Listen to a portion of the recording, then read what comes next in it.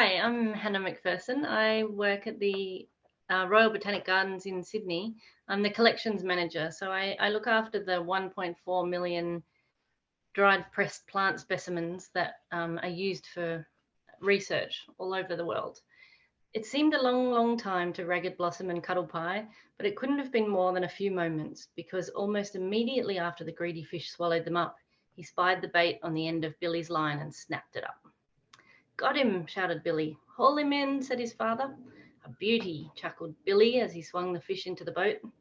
"He'll do nicely for lunch," said Billy's father. "I'll prepare him while you row in." Suddenly he sprang up. "Great Scott!" he exclaimed. "What?" cried Billy, craning forward. "Oh, father!" he gasped in amazement. "What can it be? Oh, father, how wonderful!" For there in the middle of the opened fish sat two tiny little creatures. It was Ragged Blossom and Cuddle Pie. While Billy and his father stared with eyes and mouth wide open in utter astonishment, the little things jumped out and ran along the side of the boat. "Catch 'em! Quick, father, catch 'em!" shouted Billy. "Fill the specimen bottle and we'll put them in," said his father. And without waiting for lunch, Billy and his father hurried home to show everyone their wonderful find. Ragged Blossom and Cuddle Pie clung together in the bottle as the great humans stared at them. Every now and then the big people shook the bottle to make them move, and their poor little heads were quite sore with being bumped against the sides. "Just because we are little, they think we can't feel," said Cuddle Pie, glaring fiercely at the huge face of Billy, who simply did not know any better. At last night came and the humans all went to bed. "I hate humans," said poor Cuddle Pie, pushing at the heavy lid. "Come and help me, Ragged Blossom, it's moving." After much struggling and straining, they managed to lift the lid and clamber out. Then they slid down the tablecloth, ran along the floor, climbed up the window curtain, and in a moment were out on the sill of the open window. The moon was shining. Shh, shh, shh, shh. It was the voice of a possum walking along the bough of a gum tree growing close beside the house. "Mr. Possum," called Cuddle Pie, trembling lest the humans should hear him. "Hello," called back Mr. Possum, lowering himself by his tail to see who it was. "Take us into the tree," cried Ragged Blossom. "We're so frightened the humans will catch us. Oh, quick!"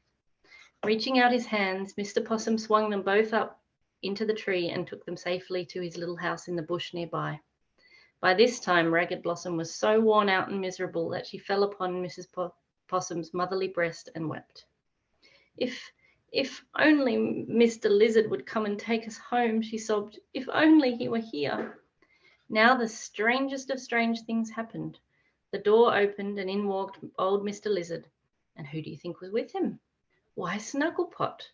When Mr. and Mrs. Possum saw all their visitors throwing their arms about each other's necks and talking and laughing and kissing and dancing about, they held up their hands in surprise. "Get something to eat and drink, my dear," said Mr. Possum, lighting his pipe. It was nearly bird-rise when Snugglepot, Cuddle Pie, and Ragged Blossom mounted Mr. Lizard's back and said goodbye to Mr. and Mrs. Possum.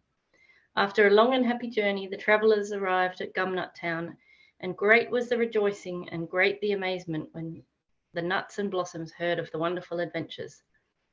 "What became of all the nuts who went with you?" they asked Cuddle Pie. Alas, that is the sad part of the story. Nobody ever knew.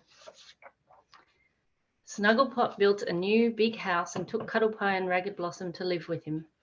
Mr. Lizard went off scouring the countryside for little Winky Jerboa. He found him lost and nearly starving.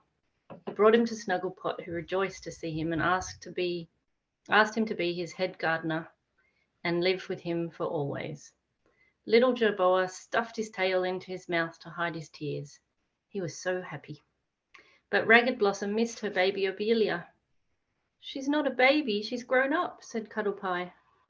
"But I'd like a baby," said Ragged Blossom. "Well, sting and wing me," cried Snugglepot. "You shall have one. Put on your hat and we'll go to the baby shop."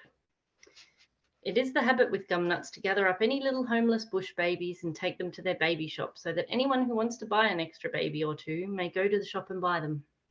Ragged Blossom was delighted, but when she got there she found it impossible to choose. "I love them all," she sighed.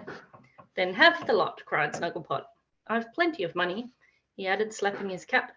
"When you and Cuddle Pie were under the sea, Mr. Lizard and I found the Banksia men's treasure."